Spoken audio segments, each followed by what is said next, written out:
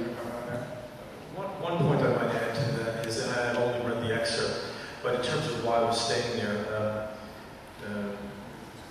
I met with the Afghan study group recently in Washington, and they brought out a point to me that the GDP of Afghanistan is $14 billion.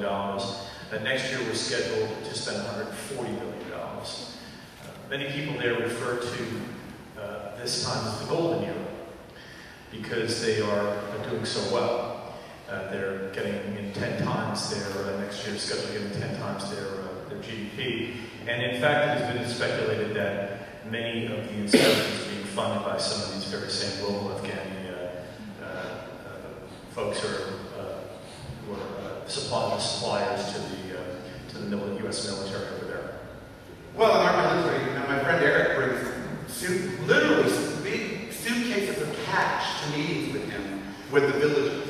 He'll carry large, he's taking photos and sent them to me, of suitcases of cash where they go into this meeting and they want something from this village elder or, something, and they give this person the cash. And they know that cash goes directly to things that we probably don't want to know about, but this is how we're trying to buy peace now. And same in Iraq, we're distributing cash all over the place. We're trying to buy the Sunnis and the Shias. And is it working? In some regions, in others it's not. Okay, anybody else comment on that last question? Okay. A couple of questions here about the use of drones as attack vehicles.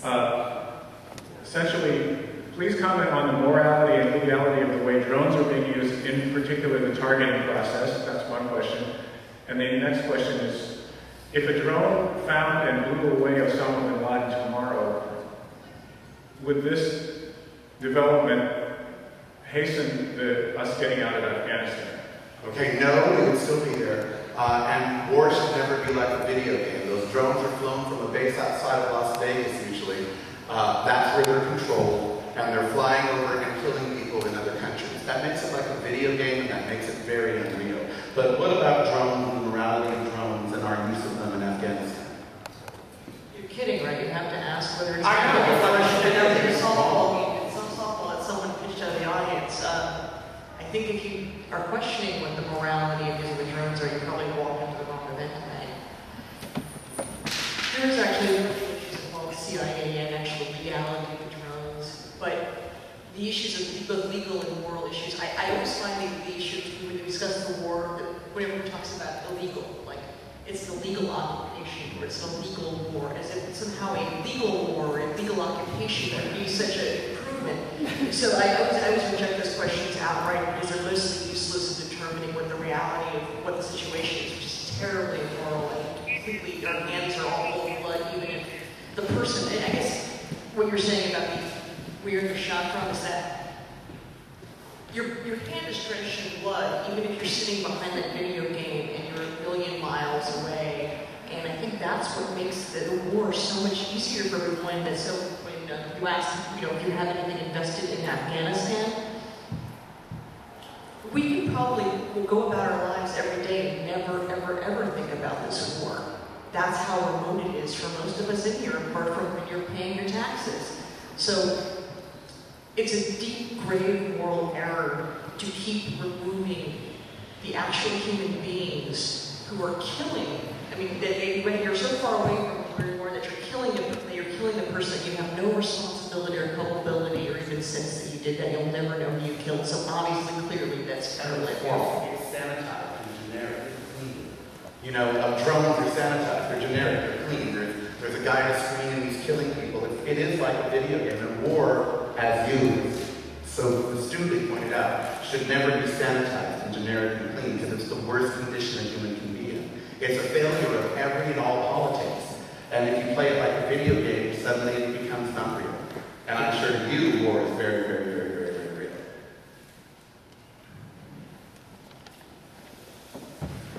I want to bring up a different aspect of this.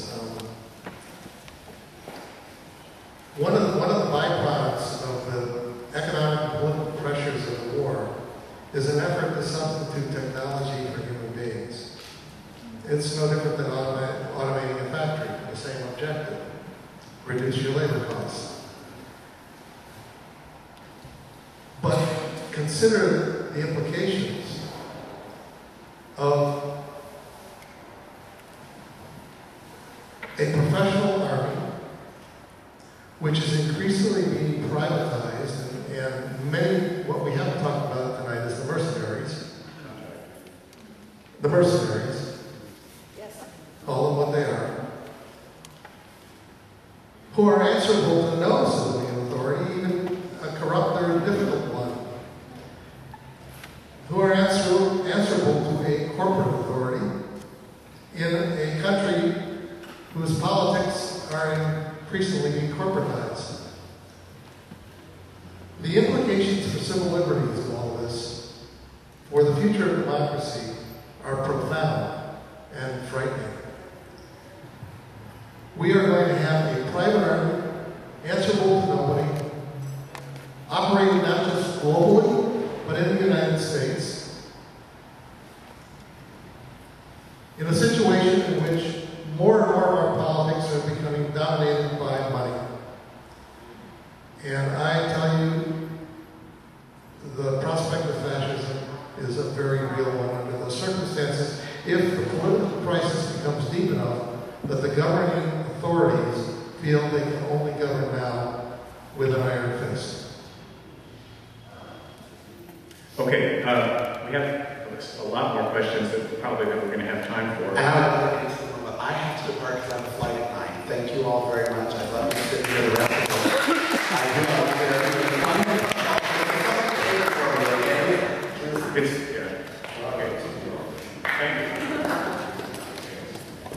So there's a couple of questions about general standing of crystal.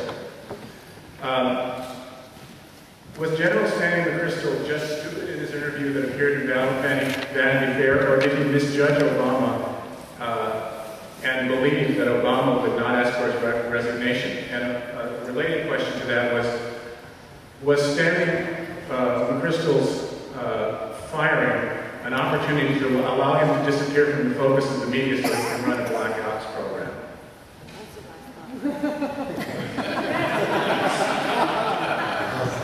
Senator McChrystal's job for 5 years in Iraq was selective assassination. He's a manager of death squads. That's his major military experience. Clearly, when he brought him to Afghanistan, you can count on assassination being death squads being a major part of his strategy there, whether unannounced or not. And there were hints of that in the paper in the year, almost a year when he was commander. Another thing that, let me mention 2 other things that Woodward brings up that have gotten, one of which has gotten some attention. And that is that he gives a figure for the scale of the assassination effort now going on under McChrystal. He says there's a 3,000-man elite Afghan force, totally run, managed, controlled by CIA in Afghanistan and in Pakistan, which is to say that I've been saying for some time, I was sure that the logic of a military approach in Afghanistan was going to lead to attacks on sanctuaries, quote, on the borders, just as happened in Vietnam. And we could see that in the drones. That was very open from the first month of Obama's administration, this increase in drone attacks. I was sure it would not, by the way, Woodward again says over and over, all of them who are in favor of the drones say drones alone will not do the job. And it has to be, quote, boots on the ground. Well, where? In Pakistan. So Woodward reveals now, and this has gotten as much attention as it deserves, that the ground war has moved into Afghanistan, and not just on the basis of small special forces squads, but fairly large-scale ground forays by this assassination squads into Pakistan. So there's every indication now that under Obama, the war will expand its borders into Pakistan if we don't have a major change. The other point, though, on is apparent insubordination.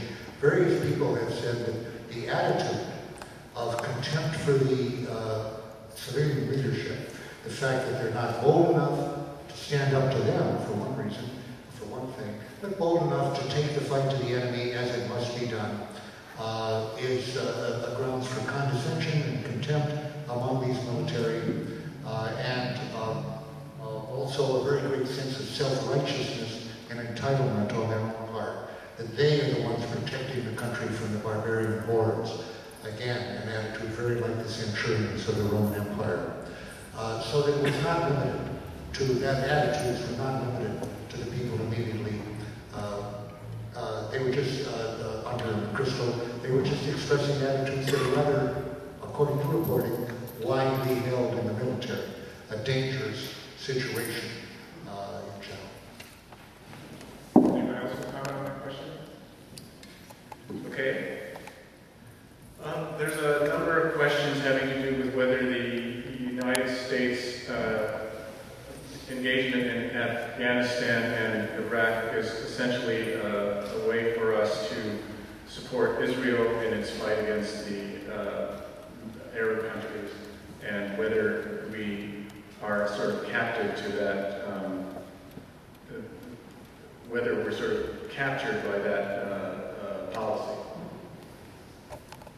I don't have the impression that Israel or AIPAC even is very strong on Afghanistan specifically, or even Iraq as much as Iran, actually, where I think AIPAC and Israel influence on the prospects of a possible attack on Iran